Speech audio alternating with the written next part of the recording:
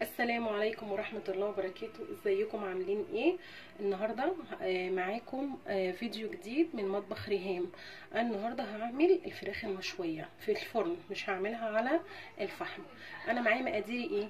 معايا ادي كده فرختين مقطعوهم 8 قطع الفرخة عشان تستوي، مقطعها كويس قوي وغسلاها بالملح والخل وغسلاها بالدقيق ونقعتها في الخل زي ما انتم شايفين. ومعايا كوبايتين زبادي، ومعايا كيس صلصه، ومعايا بصلايه كبيره مفرومه فرم ناعم جدا، ومعايا التوابل بتاعتي. معايا فلفل اسمر، معايا ملح، معايا 7 بهارات، معايا انا بحب احط لها كاري، ومعايا قرفه وجنزبيل وبهارات بيضه. انا بحط القرفه والجنزبيل في قلب الفراخ عشان انا ولادي ما بيحبوهاش، فبحطها في التوابل بتاعتي في اكلي كله عشان المناعه، وان شاء الله يبقى الفراخ طعمها جميل. جربوها بالوصفه دي وان شاء الله هتحبوها قوي. استنوني، هنجيب دلوقتي مع بعض هنحط كل المقادير دي كلها مع بعض في طبق. معايا دلوقتي كيس الصلصه،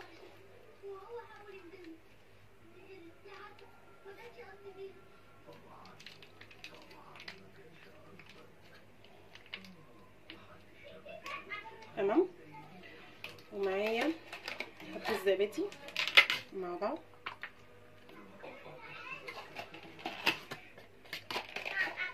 ومعايا بصلايه، هنحط كله على بعضه، والتوابل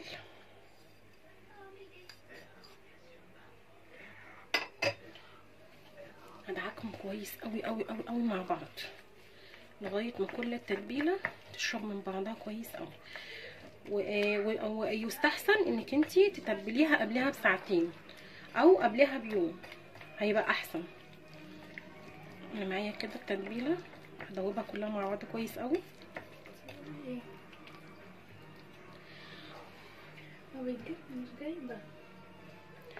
كده. هناخد بقى الفراخ نصفي الميه اللي فيها كلها.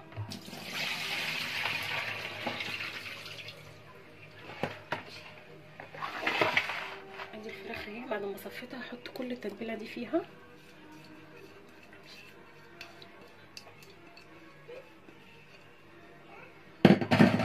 هدعك بيها الفراخ كلها تحت الجلد كله اهو، زي ما انتم شايفين، كله زي ما انتم شايفين كده. تتبلها كويس قوي كويس قوي اهو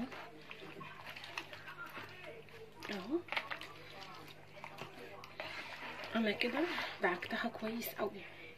هسيبها بقى لمده ساعتين او 3 ساعات زي ما الوقت المتاح عندك، او يستحسن تخليها قبليها بيوم من بالليل. هتتبل كويس ونرجع نشوف مع بعض هنعمل ايه. دلوقتي الفراخ كده اتبلت وبقت كويسه خالص، وخدت طعم التتبيله اهي بعد ما قعدت كده ساعتين معايا. انا دلوقتي هحطها في صاج. هجيب صاج معايا، بسم الله الرحمن الرحيم، هرصها في قلب صاج عشان هدخلها الفرن. بسم الله. خلي العظم من تحت.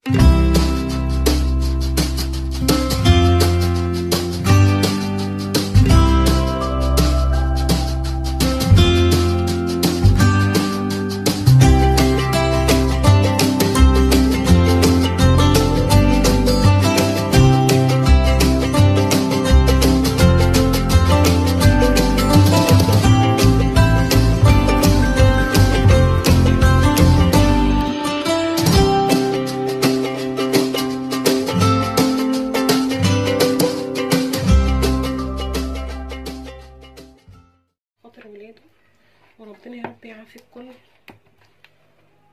ويرحمنا يا رب، اللهم امين، من اي امراض وحشه احنا واولادنا. انا كده رصيتها في الصاج. همسك بقى كل التتبيله دي، مش هرميها عشان التتبيله دي فيها كل الخلاصه بتاعت الفراخ. هرشها كده عليها كده عشان تاخد كل الطعم من بعضه. كده كده يا حبايبي اهو.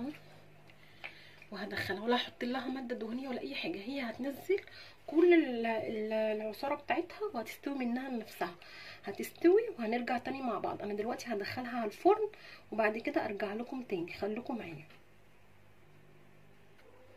ورجعت تاني يا حبايبي نعمل مع بعض. انا هقدم على الفراخ المشويه هقدم معاها سلطه طحينه وهقدم سلطه خضراء.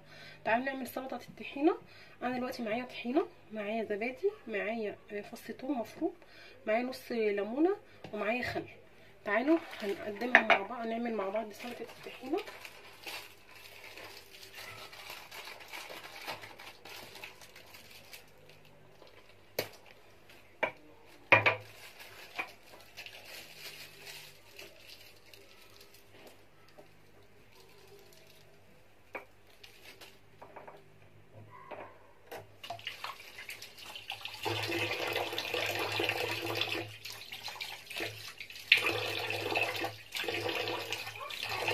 انا دلوقتي حطيت الطحينه، حط عليها الزبادي،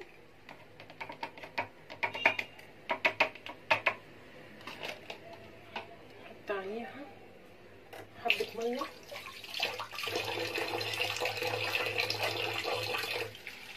ونسيبها بس من بعد حبه ميه صغيره.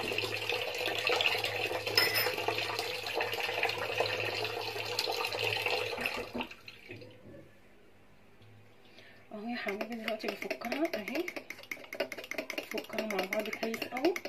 انا كده فكيتها اهي. هنحط دلوقتي بقى ايه عصير الليمون. بسم الله. نحط سنه خل بسيطه قوي، بسيطه قوي. نحط فص الثوم، ملح وفلفل وكمون، ملح وفلفل وكمون، ونقلبها مع بعض كويس قوي. بسم الله الرحمن الرحيم.